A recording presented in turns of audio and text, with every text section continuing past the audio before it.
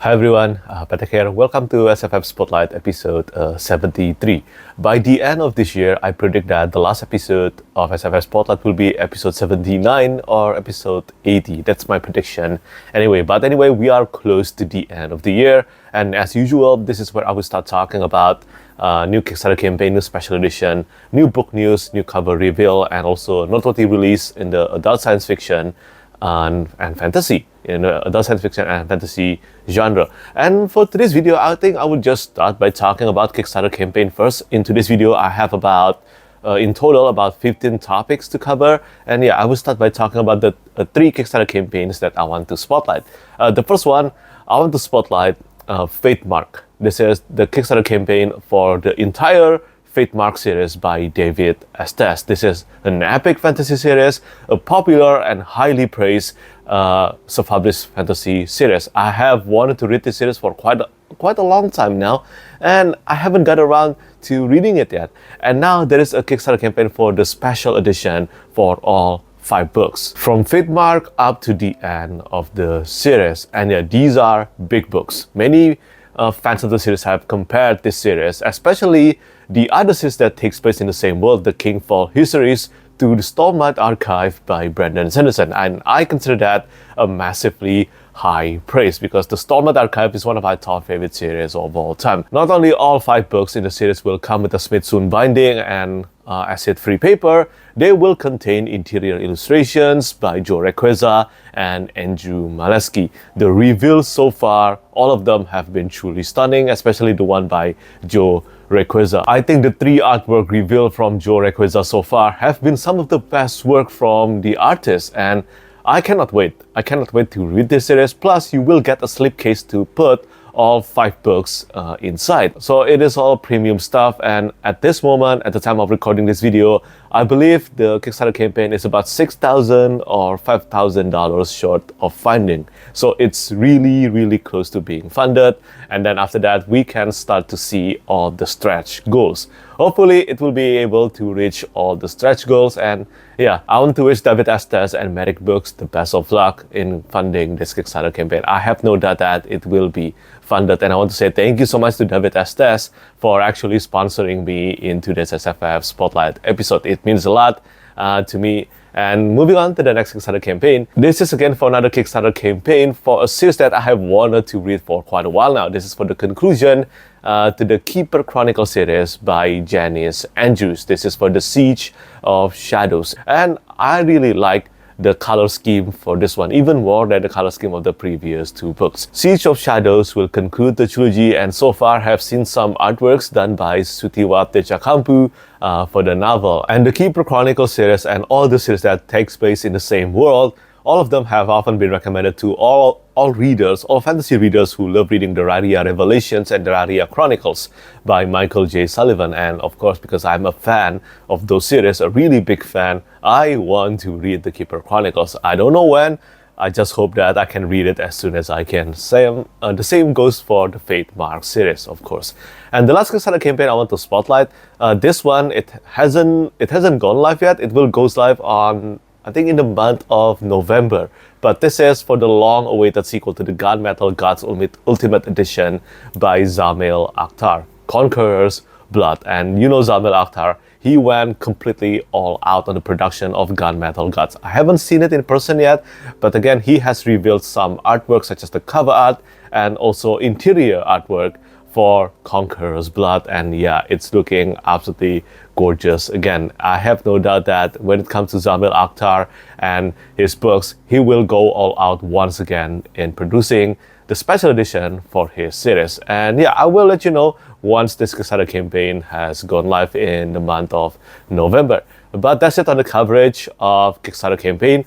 Now let's talk about special edition a bit, and then let's talk about all the new book news. There are some gorgeous cover reveal and some exciting announcement for the special edition. The first one that I want to spotlight, this is for the Broken Binding edition of A Hero Born by Yong. This is the first book in the Legend of the Condor Heroes series, and I have read only the first book. I have actually watched the Legend of Condor Heroes adaptation. There are so many adaptations for this series, when I was still a kid together with my parents, and I really enjoyed watching the show back then. I don't know how I will feel about it now, but back then I really enjoyed it. But this book, I remember reading it and I wasn't a fan of the translation. I still liked the story, but the translation, it did not click with me too well. But I have no idea about the translation quality of the second and third book. Hopefully it will be better than the first one, but this special edition, it looks good. And speaking of the broken binding, there has been a really big announcement in the Day of the Dragon on the 10th of October, and that is about the first publication that will be the first series that will be published by the Broken Binding Press. But do not misunderstand. This is not the Broken Binding Press Fine Press edition. This is for their traditional published stuff. The Broken Binding has now officially a traditional publisher as well, and their first series will be, of course, the Bound and the Broken series by Ryan Cahill. And the first book, this one will be published of Blood and Fire, the Broken Binding Press edition. This will be published in September 2025. And yeah, the cover art will be done by Tom Roberts. I think this is such great news. And I personally am really proud of the Broken Binding and also Ryan Cahill. I was there since the beginning of their career, and it has been surreal and a joy seeing how much they have advanced in their career. And they will only get bigger and bigger from now on. And I just want to say congratulations really to the Broken Binding and Ryan Cahill. But back to the special edition stuff, I only have one more to spotlight here, and this is for Curious King edition of Before They Are Hanged by Joe Abercrombie. Recently, they revealed another piece of art. This is for the end paper art of Before They Are Hanged, and it is absolutely gorgeous. It is beautiful. This is done by Vance Kovacs. If you have read Before They Are Hanged, let me know whether you know this scene or not. Apparently when this was revealed, quite a lot of people forgot what scene this is. But I think this is an epic scene, and I'm really glad that Curious King chose this one to be the end paper. I did not expect it would be this one, but I'm really glad that it is. And don't forget, when it comes to Curious King, if you are looking to get their edition of The Fall of Hyperion, the general sale will take place on the 20th of October, so about a week from now. That's it for the coverage of special edition. Now let's talk about new book news. For the section of new book news, well, I have 5 titles that I want to spotlight today. The first one is for Gatebound. Gatebound by Daniel T. Jackson. This is the third book, the third and also the penultimate installment in the Ill-Born saga.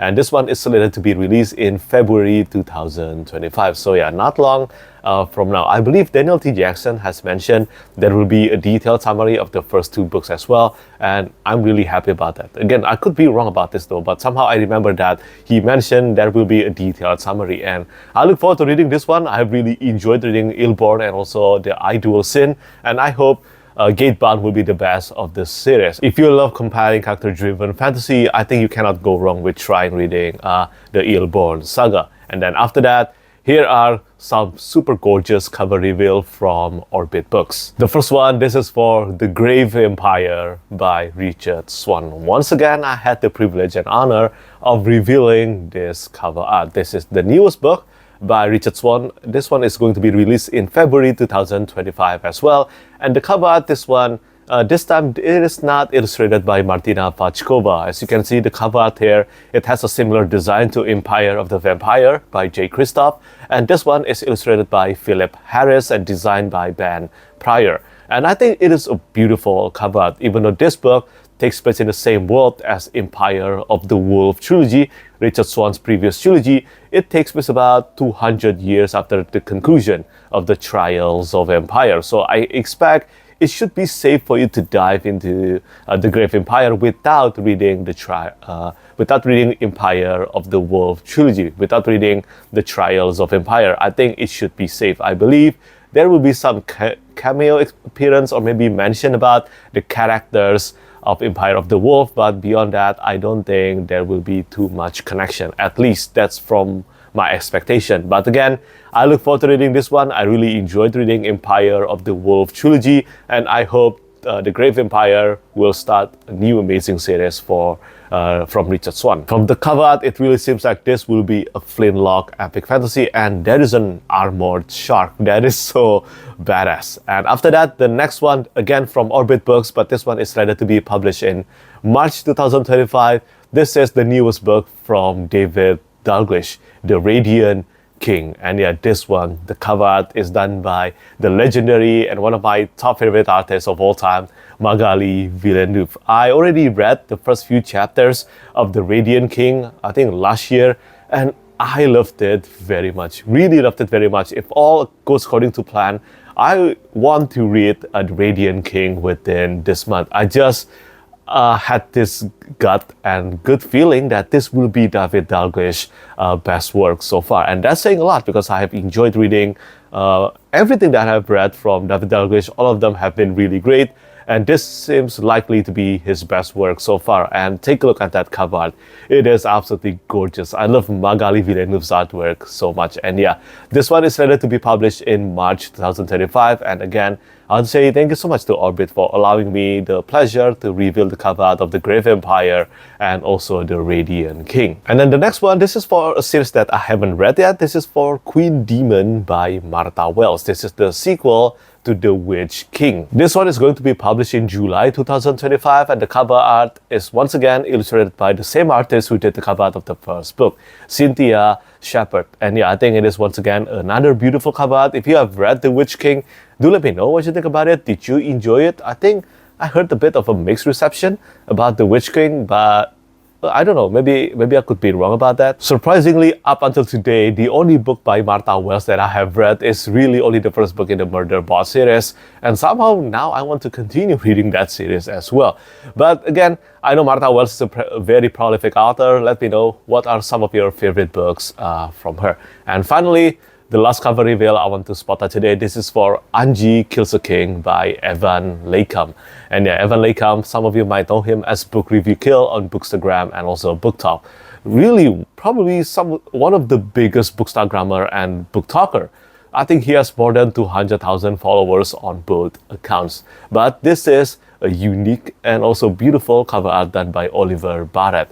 And I think Evan Leikam has pitched this to be suitable to those who love reading Joe Abercrombie and also, most importantly, Christopher Bullman's Black Tongue Thief. And I, as a huge fan of Joe Abercrombie's writing and also Scott Lynch and The Black Tongue Thief by Christopher Bullman, of course I will be reading Anji Kills a King next year. Easy to say that this is one of my most anticipated books next year. And hey, it already has a blurb and review from Glenn Cook, the author behind The Black Company. So yeah, congratulations to Evan Leikam for this, and I look forward to reading your debut, Evan. So that's it on the topic of book news. I still have 3 things that I want to spotlight, but I will be brief about them.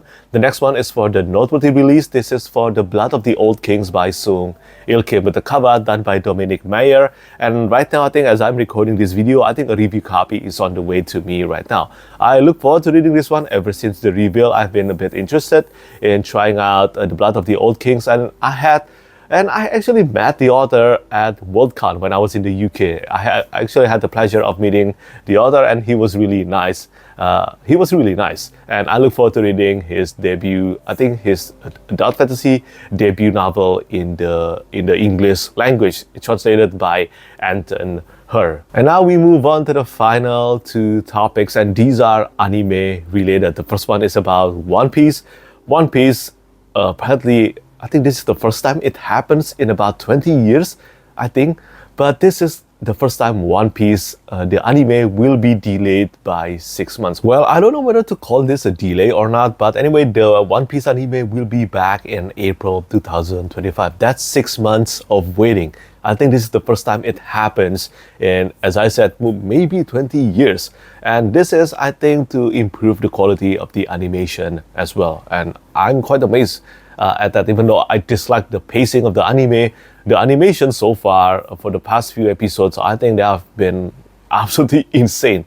Quite unbelievable to think that it is a weekly anime, really. But after that, the last topic of today's video, this is about My Hero Academia.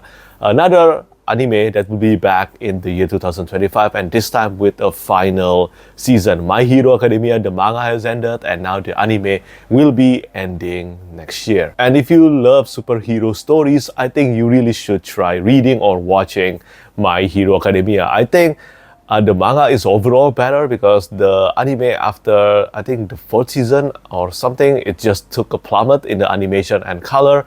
But the manga, it stayed consistently incredible from the beginning to the end. Well, not the end because I haven't finished reading the series yet, but from what I have read, everything have been truly incredible. And I look forward to finishing My Hero Academia manga whether this month or next month. And yeah, that's the end of today's SFF Spotlight episode. That's all the topics for today's episode. And as always, do let me know what you think about the news that I spotlighted in the comment section down below. And I just want to say, if there was some odd cuts or maybe my voice sounded weird, it's because I had a sore throat right now. I probably shouldn't be speaking this many, but you know what? I want to post this episode today. And yeah, I think that's pretty much it for me today. As always, thank you so much for watching and thank you for support. Bye bye. Lastly, I want to say thank you so much once again to all my patrons who keep on supporting me.